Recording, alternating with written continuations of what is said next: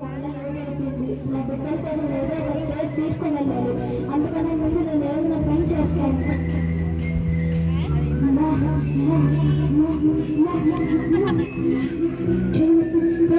నా బిడ్డలైనా ఆనందంగా ఉంటారు కదా. అయ్యా పని గంటలు అయిపోయింది. బిడ్డ 4 గంటలు చాలు. అయ్యో 4 గంటలు ఇంకా ఏదో తీసుకొని వెళ్ళాల్సింది. 4 గంటలు వచ్చాయి. సరేలే నాకు ఇష్టం ఏదో తీసుకొని అన్న ఈ 4 గంటలకి ఏం అవసరం చూడండి అంటే అన్న ఈ 4 గంటలకి ఒక ½ కేజీ వస్తుంది అన్న అంటే పెద్ద కేక్ వస్తుంది. సరేలే అరే పెద్దవాళ్ళకి కూడా మీకోసం కేక్ తెచ్చాను రా.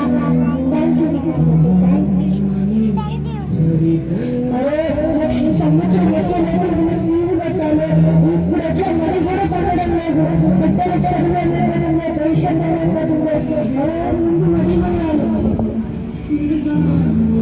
అన్న థ్యాంక్ అన్నా కనీసం 50,000 ఉంటుందన్నా చూసుకోండి అన్నా.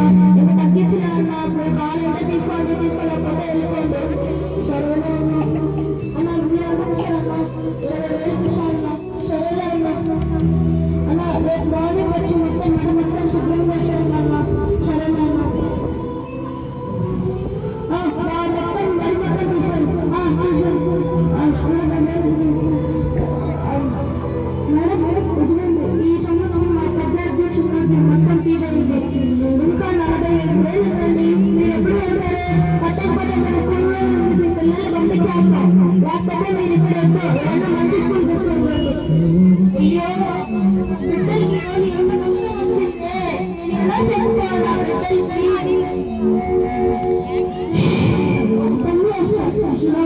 మరి మధ్య అన్వేషణ ఖర్చు పెడతాం అన్న. ఈ పైన 55,000 కనుక్కోవాలి. తీసుకుంటారా? తీసుకుంటాను తమ్ముడు ఇచ్చేయమ్మా. సరేనా ఎదుగుతున్నాను మీరు అడిగాను 40,000 ఇక్కడ నుంచి నన్ను చదివించుకుంటారా? చదివించుకుంటాను. రేపు పెద్దలు వచ్చిందా కొంచెం ఈజీ అన్నా. పెద్దరా నువ్వన్నా అర్థం చేసుకునిరా. మీ గురించి ఎంతో చేశారా? ఒక చుక్క నీళ్ళు అన్నా. నా బిడ్డల గురించి నేను ఎంత ఆలోచించినా నా కోసం ఒక్క ముక్క నీళ్ళు తీయలేకపోతున్నారా? అయ్యో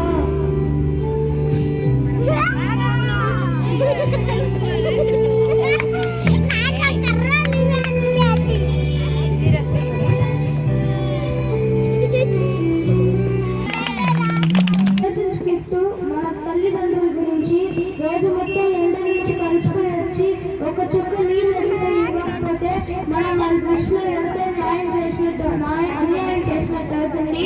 మనం నిద్ర లేచినప్పటి నుంచి మొదలు పడుకునే వరకు మన కోసం ఏదో ఒకటి చేసే ఏకైక తల్లిదండ్రులు మన ఒక్కరే. తండ్రిగా వాళ్ళని ప్రత్యక్ష దైవాలను కూడా పిలుస్తారు.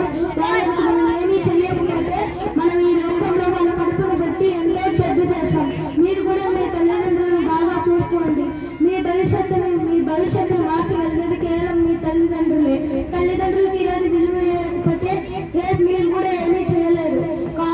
అందరూ తల్లిదండ్రులను బాగా చూసుకుంటే మీ తల్లిదండ్రులు మీరు చూసి నా బిడ్డ ఒకప్పుడు నేను చేసిన కష్టానికి ఈరోజు ఫలితాన్ని ఇచ్చాడు అని సంతోషపడతారు. ధన్యవాదాలు.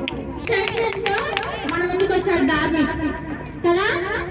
ప్రతి ఒక్కరూ మీ పేరెంట్స్ ని మీరు ఎంత గౌరవిస్తారో మీరు అంత ఎత్తుకు ఎదగలుగుతారు.